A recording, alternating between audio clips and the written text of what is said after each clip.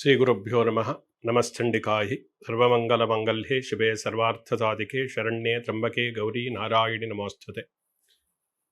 Vishwavani TV special YouTube channel ವೀಕ್ಷಕರಿಗೆ ಸುಸ್ವಾಗತ.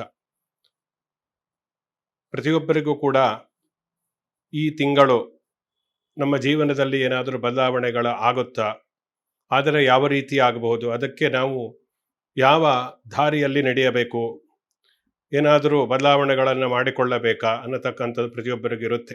ಆ ಕಾರಣದಿಂದ ಪ್ರತಿಯೊಂದು ರಾಶಿಯವರು ಕೂಡ ತಮ್ಮ ಜಾತಕ ನಕ್ಷತ್ರ ರಾಶಿಗೆ ಅನುಗುಣವಾಗಿ ಕೆಲವೊಂದು ಮಾರ್ಗದರ್ಶನಗಳನ್ನು ಪಡೆದುಕೊಂಡು ಚಿಕ್ಕ ಪುಟ್ಟ ಬದಲಾವಣೆಗಳನ್ನು ಮಾಡಿಕೊಳ್ಳುವುದರಿಂದ ಜೀವನವನ್ನು ನಾವು ರೂಪಿಸಿಕೊಳ್ಳಲಿಕ್ಕೆ ಸಾಧ್ಯ. ಆ ದಿಸೆಯಲ್ಲಿ ಮೇಷಾದಿ ದ್ವಾದಶ ರಾಶಿಗಳ ಭವಿಷ್ಯವನ್ನು, ಅಂದರೆ ನವೆಂಬರ್ ತಿಂಗಳ ರಾಶಿ ಭವಿಷ್ಯವನ್ನು ನಾವು ನೋಡೋಣ. ಮೊದಲನೇದಾಗಿ ಮೇಷರಾಶಿ. ನವೆಂಬರ್ ತಿಂಗಳಲ್ಲಿ ಮೇಷರಾಶಿಯವರ ಒಂದು ಭವಿಷ್ಯ ಯಾವ ರೀತಿಯಾಗಿರುತ್ತೆ, ಯಾವ ರೀತಿ ಜೀವನವನ್ನು ರೂಪಿಸಿಕೊಳ್ಳಬೇಕು ಅಂತ ನೋಡಿದಾಗ ಪ್ರಥಮವಾಗಿ ರಾಶ್ಯಾಧಿಪತಿಯನ್ನು ನಾವು ಪ್ರಮುಖವಾಗಿ ಗಮನಿಸಬೇಕಾಗತ್ತೆ. ರಾಶ್ಯಾಧಿಪತಿ ಎಲ್ಲಿ ಇರ್ತಾನೋ ಅದಕ್ಕೆ ಅನುಗುಣವಾಗಿ ಆ ತಿಂಗಳು ನಮ್ಮ ಜೀವನದ ಮೇಲೆ ನಕಾರಾತ್ಮಕ ಮತ್ತು ಸಕಾರಾತ್ಮಕ ಪರಿಣಾಮವನ್ನು ಉಂಟು ಮಾಡುತ್ತೆ. ಆ ರಾಶಿಯ ಜೊತೆಯಲ್ಲಿ ಅವರವರ ವೈಯಕ್ತಿಕವಾದಂತಹ ಜಾತಕವನ್ನು ಕೂಡ ನಾವು ಅನ್ವಯ ಮಾಡಿಕೊಂಡು ನೋಡಿದಾಗ ನಿಖರವಾಗಿ ಭವಿಷ್ಯವನ್ನು ತಿಳಿದುಕೊಳ್ಳಲಿಕ್ಕೆ ಸಾಧ್ಯ. ನಾವು ಹೇಳತಕ್ಕಂಥದ್ದು ಗೋಚಾರದ ಫಲ. ಮೇಷರಾಶಿ ಅಧಿಪತಿಯಾಗಿರತಕ್ಕಂತಹ ಕುಜ ಮಂಗಳ ಗ್ರಹ ಏನಿದ್ದಾನೆ, ಅವನು 8ನೇ ಮನೆಯಲ್ಲಿ ಇದ್ದಾನೆ. ದುಸ್ಥಾನದಲ್ಲಿ ಇದ್ದರೂ ಕೂಡ ಅವನ ಸ್ವಸ್ಥಾನ ಆಗಿರುವುದರಿಂದ ಹೆಚ್ಚು ಕಡಿಮೆ ಜೀವನದಲ್ಲಿ ಈ ತಿಂಗಳು ಮಿಶ್ರ ಫಲ ಅಂತೇಳಿ ಹೇಳಬಹುದು. ಯಾಕೆಂದರೆ ದುಸ್ಥಾನದಲ್ಲಿ ಇದ್ದಾಗ ಯಾವುದೇ ಒಳ್ಳೆಯ ಫಲವನ್ನು ಕೊಡುವುದಕ್ಕೆ ಯಾವುದೇ ಗ್ರಹಗಳು ಅಷ್ಟೊಂದು ಬಲಿಷ್ಠವಾಗಿ ಇರುವುದಿಲ್ಲ. ಇದೊಂದು ಮೈನಸ್ ಪಾಯಿಂಟ್ ಅಂತೇಳಿ ಹೇಳ್ಬೋದು. ಆದರೆ ಈ ತಿಂಗಳಲ್ಲಿ ಗುರುವಿನ ಒಂದು ವಿಶೇಷವಾದಂತಹ ನಡೆ ಏನಿದೆ, ಅತಿಚಾರ ನಡೆ ಏನಿದೆ, ಆ ಕಾರಣದಿಂದಾಗಿ ಮೇಷರಾಶಿಯವರಿಗೆ ಒಳ್ಳೆಯ ಫಲವೂ ಕೂಡ ಇದೆ. ಧನಕಾರಕನಾಗಿ ಧರ್ಮಕಾರಕನಾಗಿ ಗುರು ಒಳ್ಳೆಯ ಫಲವನ್ನೇ ಈ ತಿಂಗಳು ಕೊಡ್ತಾನೆ ಅಂತಲೂ ಕೂಡ ನಾವು ಹೇಳಬಹುದು. ಯಾಕೆಂದರೆ 3ನೇ ಮನೆಯಲ್ಲಿರತಕ್ಕಂತಹ ಗುರುಗ್ರಹ ಚತುರ್ಥ ಸ್ಥಾನ, ಸುಖಸ್ಥಾನ, ಮಾತೃಸ್ಥಾನಕ್ಕೆ ಅಂದರೆ 4ನೇ ಮನೆಗೆ, ಕರ್ಕಾಟಕ ರಾಶಿಗೆ, ತನ್ನ ಉಚ್ಚ ಸ್ಥಾನಕ್ಕೆ ಅವನು ಪ್ರವೇಶವನ್ನು ಮಾಡಿದ್ದಾನೆ. ಕೇವಲ ಒಂದು 2 ತಿಂಗಳು ಮಾತ್ರ ಅಲ್ಲಿ ಇದ್ದು ಮೇಷರಾಶಿಯವರಿಗೆ ಒಂದಷ್ಟು ಒಳ್ಳೆಯದು ಮಾಡಿ ನಂತರ ಪುನಃ ವಕ್ರಿಯಾಗಿ ಹಿಂದಕ್ಕೆ ಮಿಥುನ ರಾಶಿಗೆ ಬಂದು ಬಿಡ್ತಾರೆ. ಆದ್ದರಿಂದ ಈ 2 ತಿಂಗಳು ಏನಿದೆ ಇದನ್ನು ಮೇಷರಾಶಿಯವರು ಸದುಪಯೋಗ ಪಡಿಸಿಕೊಳ್ಳತಕ್ಕಂಥದ್ದು ಒಳ್ಳೆಯದು ಅಂತೇಳಿ ಹೇಳಬಹುದು. ಇನ್ನು ದ್ವಿತೀಯ ಸ್ಥಾನವನ್ನು ನಾವು ನೋಡಿದಾಗ, ದ್ವಿತೀಯ ಸ್ಥಾನವನ್ನು ವಿಶೇಷವಾಗಿ ಕುಟುಂಬ ಸ್ಥಾನ ಅಂತೇಳಿ ನಾವು ಹೇಳ್ತೀವಿ, ವಾಕ್ಸ್ಥಾನ ಅಂತೇಳಿ ಹೇಳ್ತೀವಿ, ಧನಸ್ಥಾನ ಅಂತೇಳಿ ಹೇಳ್ತೀವಿ, ಆದಾಯವನ್ನು ತಂದು ಕೊಡತಕ್ಕಂಥದ್ದು. ಆದ ಈ ಕುಟುಂಬ ಸ್ಥಾನಾಧಿಪತಿಯಾದಂತಹ ಶುಕ್ರ ಮೊದಲ 15 ನವೆಂಬರ್ 15ನೇ ತಾರೀಕುವರೆಗೂ ಕೂಡ ನೀಚ ಸ್ಥಾನವಾಗಿರತಕ್ಕಂತಹ ಕನ್ಯಾ ರಾಶಿಯಲ್ಲಿ ಇರ್ತಾನೆ. ಕನ್ಯಾ ರಾಶಿಯಲ್ಲಿ ಇರುವುದರಿಂದ ಏನಾದರೂ ಒಂದಷ್ಟು ಆದಾಯ ಬರ್ತಾ ಇದ್ದರೂ ಕೂಡ ಬಂದಂತಹ ಆದಾಯ ನಿಲ್ಲದೇ ಇರದೆ, ಯಾಕೆಂದರೆ ಮೇಷರಾಶಿಯವರಿಗೆ 11ನೇ ಮನೆಯಲ್ಲಿ ಕುಂಭರಾಶಿಯಲ್ಲಿ ರಾಹು ಇದ್ದಾನೆ. ಅವನು ಬಂದಂತಹ ಹಣ ನಿಲ್ಲುವುದಕ್ಕೆ ಬಿಡುವುದಿಲ್ಲ. ಏನೋ ಒಂದು ಹಣ ಬಂತು ಅಂದರೆ ಅದಕ್ಕೊಂದು ಸರಿಯಾದ ಖರ್ಚು ಆ ಸಮಯದಲ್ಲಿ ಉಂಟಾಗಿಬಿಡುತ್ತೆ. ಬಂದಂತಹ ಹಣ, ನೀವು ಕೂಡಿಟ್ಟಂತಹ ಹಣ, ಸಂಪಾದನೆ ಮಾಡಿದ್ದಂಥ ಹಣ ಎಲ್ಲ ಖರ್ಚಾಗ್ಬಿಡುತ್ತೆ. ಆದ್ದರಿಂದ ಈ ವಿಷಯದಲ್ಲಿ ಮೊದಲ 15 ದಿವಸಗಳಲ್ಲಿ ಮೇಷರಾಶಿಯವರು ಸ್ವಲ್ಪ ಮಿತವ್ಯಯವನ್ನು ಮಾಡಿದರೆ, ಆ ಹಣಕಾಸಿನ ವಿಚಾರದಲ್ಲಿ ಎಚ್ಚರಿಕೆಯಿಂದ ವ್ಯವಹಾರವನ್ನು ಮಾಡಿದರೆ ಒಳ್ಳೆಯದು ಅಂತೇಳಿ ಹೇಳಬಹುದು. ಯಾಕೆಂದರೆ ಹೊಸದಾಗಿ ಯಾವುದೋ ಸಾಲ ಕೊಡ್ತಕ್ಕಂಥದ್ದು, ಸಾಲ ತೆಗೆದುಕೊಳ್ತಕ್ಕಂಥದ್ದು ಎರಡೂ ಕೂಡ ಮೊದಲ 15 ದಿನಗಳಲ್ಲಿ ಒಳ್ಳೆಯದಲ್ಲ. ಯಾಕೆಂದರೆ ದ್ವಿತೀಯ ಸ್ಥಾನಾಧಿಪತಿ ಶುಕ್ರ ನೀಚನಾಗಿ ಕನ್ಯಾ ರಾಶಿಯಲ್ಲಿದ್ದಾನೆ. ಈ ಕಾರಣದಿಂದ ಇನ್ನು ತೃತೀಯಾಧಿಪತಿ ಇವುಗಳನ್ನು ಸಹೋದರರೊಂದಿಗೆ ಯಾವ ರೀತಿ ಬಾಂಧವ್ಯ, ಈ 3ನೇ ಮನೆಯನ್ನು ನಾವು ಸಹೋದರ ಸ್ಥಾನ ಅಂತೇಳಿ ಹೇಳ್ತೀವಿ. ಅಣ್ಣ ತಮ್ಮಂದಿರ ಜೊತೆಯಲ್ಲಿ ಎಚ್ಚರಿಕೆಯಿಂದ ಮಾತನಾಡತಕ್ಕಂಥದ್ದು, ತಾಳ್ಮೆಯಿಂದ ವಿವರಿಸ್ತಕ್ಕಂಥದ್ದು ಒಳ್ಳೆಯದು. ಅದರಲ್ಲೂ ಕೂಡ ಕೆಲವೊಂದು ಕುಟುಂಬಗಳಲ್ಲಿ ಆಸ್ತಿ ವಿಚಾರಗಳೆಲ್ಲ ಇರುತ್ತೆ. ಈ ತಿಂಗಳಲ್ಲಿ ಆಸ್ತಿ ವಿಚಾರಗಳಲ್ಲಿ ಕಲಹ ಏರ್ಪಟ್ಟು ಆ ಮೂಲಕ ಅದು ಅತಿರೇಕಕ್ಕೆ ಹೋಗ್ಬೋದು. ಆದ್ದರಿಂದ ಈ ವಿಚಾರದಲ್ಲಿ ಎಚ್ಚರಿಕೆಯಿಂದ ಇರಬೇಕಾಗುತ್ತೆ. ಇನ್ನು ಗುರು ಕರ್ಕಾಟಕ ರಾಶಿಯಲ್ಲಿ ಉಚ್ಚನಾಗಿ ತನ್ನ ವಿಶೇಷವಾದಂತಹ ಪ್ರಭಾವವನ್ನು ಮೇಷರಾಶಿಯವರ ಮೇಲೆ ಮಾಡುವುದರಿಂದ ಅದು ಕರ್ಮಸ್ಥಾನವೂ ಕೂಡ ಆಗುತ್ತೆ. ಗುರುವಿಗೆ ಮೇಷರಾಶಿ ಕರ್ಮಸ್ಥಾನ. ಆದ್ದರಿಂದ ಈ ಕರ್ಮ ಅಂದರೆ ನಾವು ಮಾಡತಕ್ಕಂತಹ ಕೆಲಸದಿಂದ ಆದಾಯ ಬರುತ್ತೆ. ಅದರಿಂದ ಹಣಕಾಸಿನ ಸುಸ್ಥಿತಿ ಇದ್ದಾಗ ಮನಸ್ಸಿಗೂ ಕೂಡ ಸಮಾಧಾನ, ಸುಖ ಅನ್ನತಕ್ಕಂಥದ್ದು ಇರುತ್ತೆ. ಅದರಿಂದ ಸುಖ ಸ್ಥಾನದಲ್ಲಿ ಗುರು ಒಳ್ಳೆಯದನ್ನೇ ಮಾಡ್ತಾನೆ, ಧನಕಾರಕನಾಗಿ ಉತ್ತಮವಾದಂತಹ ಆದಾಯವನ್ನು ತರ್ತಾನೆ. ಆದಾಯ ಉಳಿಸಿಕೊಳ್ಳತಕ್ಕಂಥದ್ದು ಮುಖ್ಯ. ಜೊತೆಯಲ್ಲಿ ಧಾರ್ಮಿಕ ಕಾರ್ಯಕ್ರಮಗಳು, ದೇವಸ್ಥಾನಗಳಿಗೆ ಹೋಗತಕ್ಕಂಥದ್ದು, ತೀರ್ಥಯಾತ್ರೆ ಮಾಡುವುದು, ಆಮೇಲೆ ಪುಣ್ಯ ಕಾರ್ಯಗಳು, ಧಾರ್ಮಿಕವಾದಂತಹ ಒಂದು ಮನೋಭಾವನೆ, ಆಧ್ಯಾತ್ಮಿಕ ಚಿಂತನೆ, ಇವೆಲ್ಲವೂ ಕೂಡ ಈ ಒಂದು ತಿಂಗಳಲ್ಲಿ ವಿಶೇಷವಾಗಿ ಮನಸ್ಸಿಗೆ ಶಾಂತಿ, ಸಮಾಧಾನವನ್ನು ನೀಡುತ್ತೆ ಅಂತ ಹೇಳ್ಬೋದು. ಯಾಕೆಂದರೆ ಸುಖ ಬರಬೇಕಾದ್ರೆ ಕೇವಲ ಆರ್ಥಿಕ ಸಂಪತ್ತಿನಿಂದ ಬರುವುದಿಲ್ಲ. ಸುಖ ಇರಬೇಕಾದರೆ ಮಾನಸಿಕವಾದಂತಹ ನೆಮ್ಮದಿ ತುಂಬ ಮುಖ್ಯ. ಆ ಸುಖ ಸ್ಥಾನದಲ್ಲಿ ದುರ್ಗ್ರಹಗಳು ಇದ್ದಾಗ, ಕೆಟ್ಟ ಗ್ರಹಗಳು ಇದ್ದಾಗ ಏನೇ ಇದ್ದರೂ, ಎಷ್ಟೇ ಐಶ್ವರ್ಯ ಸಂಪತ್ತು ದುಡ್ಡಿದ್ರೂ ಕೂಡ ನೆಮ್ಮದಿ ಇರುವುದಿಲ್ಲ. ಆದರೆ ಈ ನವೆಂಬರ್ ತಿಂಗಳು ಮತ್ತು ಡಿಸೆಂಬರ್ ತಿಂಗಳಲ್ಲಿ ಒಂದು ವಿಶೇಷವಾಗಿ ಗುರುವಿನ ಒಂದು ಅತಿಚಾರ ನಡೆಯಿಂದ ಮೇಷರಾಶಿಯವರಿಗೆ ಮಾನಸಿಕವಾದಂತಹ ಏನೇ ಇರಲಿ, ಏನೇ ಕಷ್ಟಗಳು ಬಂದರೂ ಕೂಡ ಮಾನಸಿಕವಾದಂತಹ ಶಾಂತಿ, ನೆಮ್ಮದಿ ಇರುತ್ತೆ ಅಂತೇನೆ ಹೇಳ್ಬೋದು. ಇನ್ನು ಮಕ್ಕಳ ವಿಚಾರವನ್ನು ನಾವು ವಿಶೇಷವಾಗಿ ತೆಗೆದುಕೊಂಡ್ರೆ, ಮಕ್ಕಳಿಂದ ಕೆಲವೊಂದು ಕಿರಿಕಿರಿ ಉಂಟಾಗ್ಬೋದು.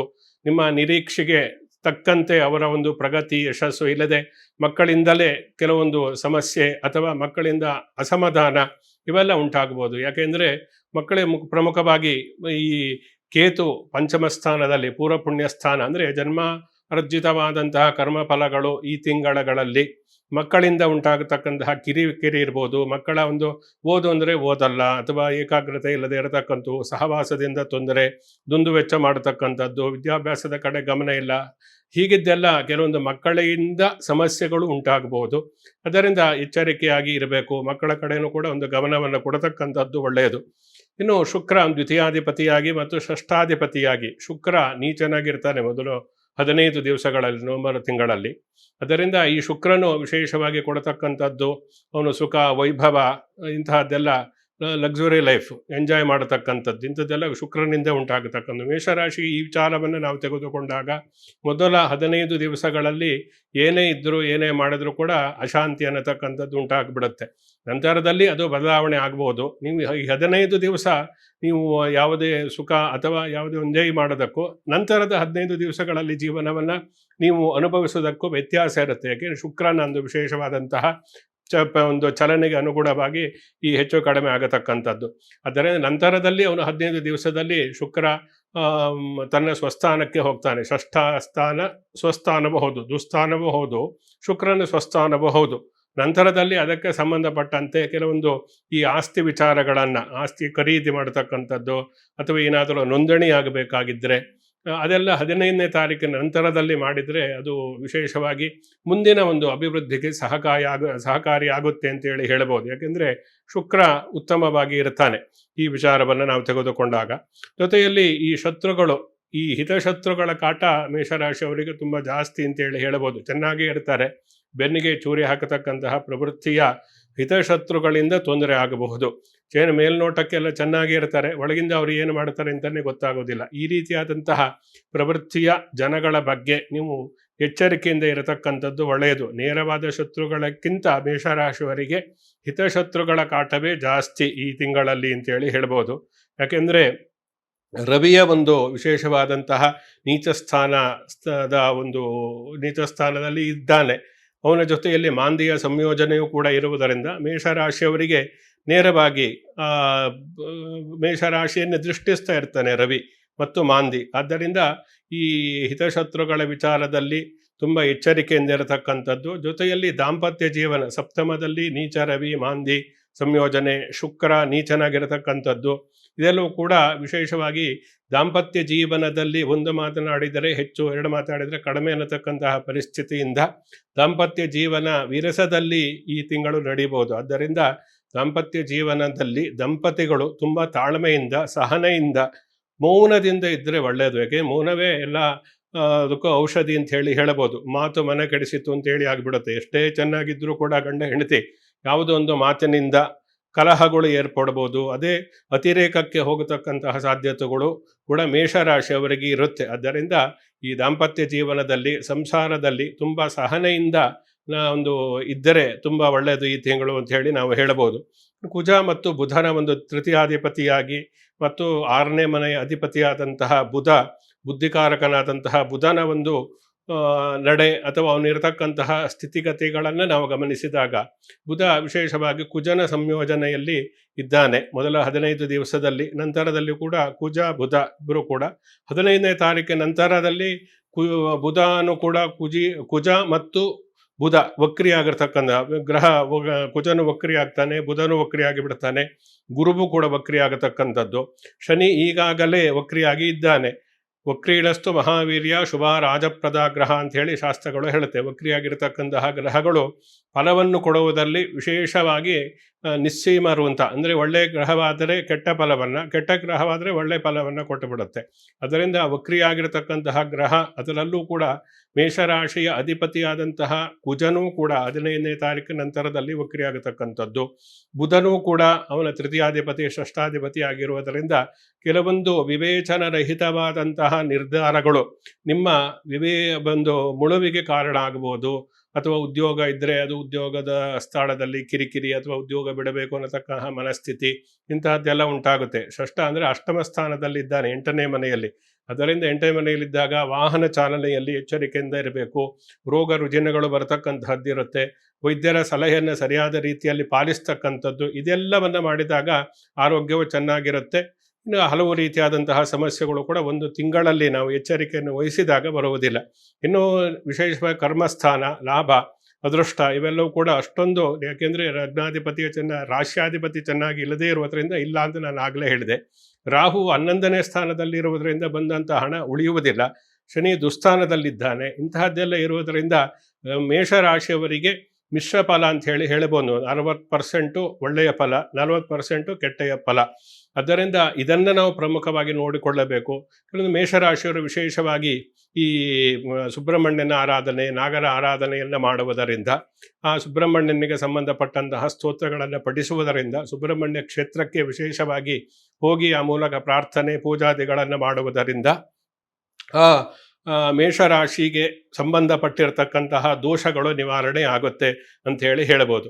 ಒಟ್ಟಿನಲ್ಲಿ ಮೇಷರಾಶಿಯವರಿಗೆ ಈ ನವೆಂಬರ್ ತಿಂಗಳು ಅನ್ನತಕ್ಕಂಥದ್ದು ಮಿಶ್ರ ಫಲವನ್ನು ಕೊಡುತ್ತೆ ಅಂತೇಳಿ ನಾವು ಹೇಳ್ಬೋದು. ಪ್ರತಿ ತಿಂಗಳು ಕೂಡ ನಿಮ್ಮ ರಾಶಿ ಭವಿಷ್ಯವನ್ನು ತಿಳಿದುಕೊಂಡು ಆ ಮೂಲಕ ಜೀವನವನ್ನು ರೂಪಿಸಿಕೊಳ್ಳಲು ನಮ್ಮ ವಿಶ್ವವಾಣಿ TV ಸ್ಪೆಷಲ್ ಯೂಟ್ಯೂಬ್ ಚಾನಲನ್ನು ನಿರಂತರವಾಗಿ ವೀಕ್ಷಿಸಿ. ನಮಸ್ಕಾರ. ಸಮಸ್ತ ಸನ್ಮಂಗಳಾನಿ ಭವಂತು.